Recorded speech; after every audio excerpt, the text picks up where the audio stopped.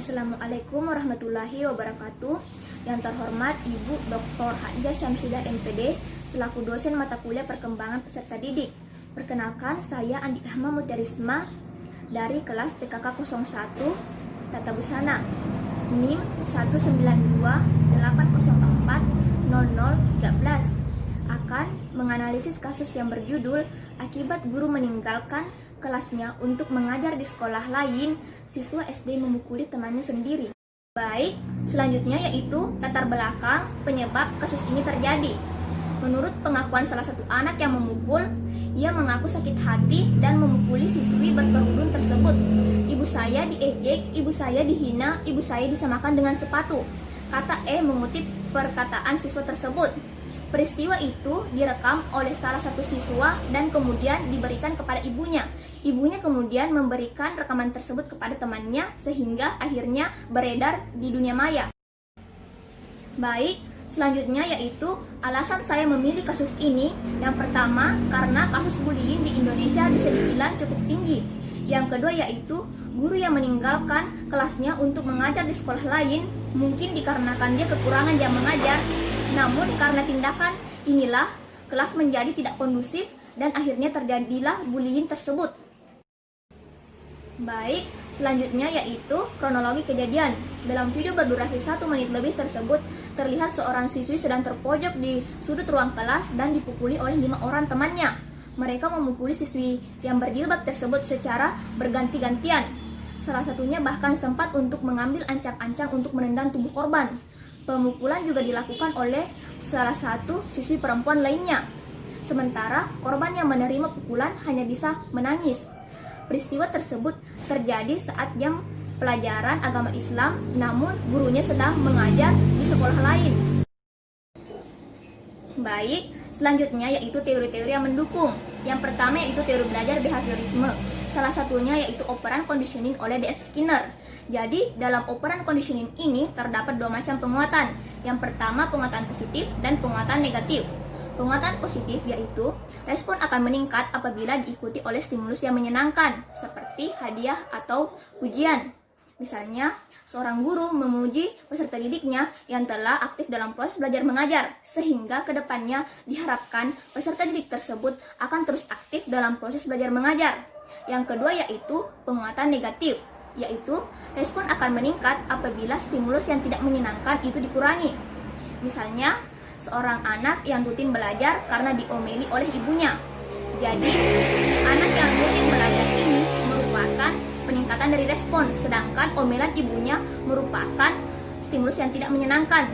Jadi, anak menjadi rutin belajar karena stimulus yang tidak menyenangkan, yaitu omelan ibunya akan berkurang. Salah satu cara untuk membedakan penguatan negatif dan hukuman yaitu penguatan negatif meningkatkan terjadinya respon atau tingkah laku, sedangkan hukuman yaitu menurunkan terjadinya respon atau tingkah laku yang tidak baik. Selanjutnya yaitu kecerdasan emosional. Menurut Goleman, kecerdasan emosional yaitu kemampuan untuk mengatur emosi dengan inteligensi. Jadi, koordinasi suasana hati merupakan inti dari hubungan sosial yang baik. Apabila seseorang mampu untuk memahami emosi orang lain atau berempati terhadap orang lain, maka dia memiliki tingkat emosionalitas yang baik, sehingga lebih mudah untuk bergaul dalam lingkungannya. Baik, selanjutnya yaitu seseorang yang mempunyai kecerdasan emosional dapat dilihat melalui 5 aspek. Yang pertama yaitu self-awareness, yaitu mampu untuk mengenali emosi diri sendiri dan penyebab atau pemicu dari emosi tersebut. Yang kedua yaitu self-regulation, yaitu orang yang memiliki pengendalian diri yang baik akan mudah untuk membuat keputusan dengan lebih hati-hati atau lebih terkontrol. Yang ketiga yaitu self-motivation, yaitu apabila sesuatu tidak berjalan sesuai dengan rencana, dia tidak akan bertanya apa yang salah dengan saya, tetapi apa yang dapat saya lakukan untuk memperbaiki masalah tersebut. Yang keempat yaitu empati, yaitu mampu memahami emosi dan perasaan orang lain. Ia dapat merasakan jika seandainya dia yang berada pada posisi tersebut. Yang kelima yaitu effective relationship, yaitu apabila seseorang memiliki 4 aspek tadi, ia dapat membina hubungan dengan lebih efektif. Kemampuan untuk memecahkan masalah lebih ditekankan bukan pada konfrontasi yang sebenarnya dapat dihindari. Orang-orang yang tidak memiliki kecerdasan emosional yang tinggi dapat mudah untuk menyakiti orang lain atau melukai perasaan orang lain. Selanjutnya yaitu perkembangan moral spiritual. Piaget membagi ini ke dalam 2 tahap. Yang pertama, tahap moralitas heteronom dan tahap moralitas otonom. Tahap moralitas heteronom yaitu terjadi antara umur 4 sampai 7 tahun, di mana anak-anak masih mengikuti aturan yang diberlakukan oleh orang lain. Yang kedua yaitu tahap moralitas otonom, di mana anak-anak sudah mulai melanggar aturan yang ada. Ini karena mereka sudah semakin berinteraksi antara teman sebayanya, sehingga moralitas mereka pun berubah. Biasanya ini terjadi antara umur 10 sampai 12 tahun atau sampai masa akhir anak-anak. Berikutnya yaitu proses perkembangan moral. Yang pertama yaitu pendidikan langsung, di mana ini pendidikan dari orang tua dan guru yang mengajarkan tentang apa yang baik, apa yang boleh dan yang tidak boleh dilakukan.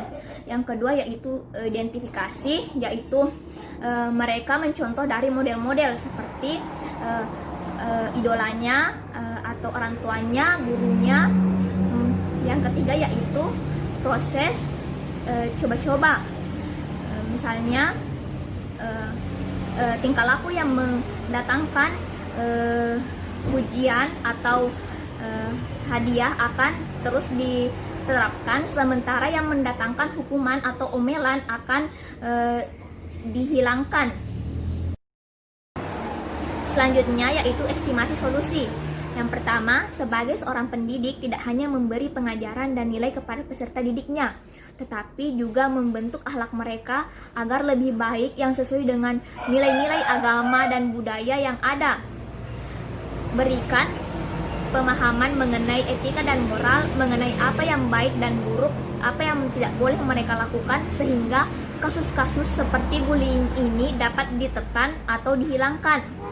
Etika dan moral biasanya sudah diajarkan di lingkungan keluarga, tetapi guru sebagai pengganti orang tua juga harus memberi pemahaman mengenai etika dan moral, sehingga peserta didiknya menjadi lebih berkarakter, sehingga mereka bisa lebih mudah untuk diajari.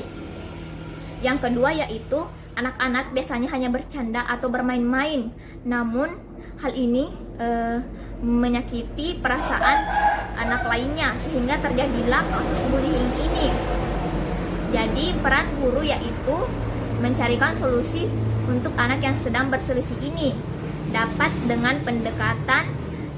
dilakukan dengan pendekatan personal atau dengan penguatan negatif dan hukuman. Yang ketiga yaitu guru agama juga turut serta membentuk akhlak yang baik kepada muridnya. Nah, dalam kasus ini guru agama tersebut meninggalkan kelasnya untuk mengajar di sekolah lain. Hal ini tidaklah benar, karena tindakan tersebut akhirnya kelas menjadi tidak kondusif, sehingga terjadilah aksi bullying ini.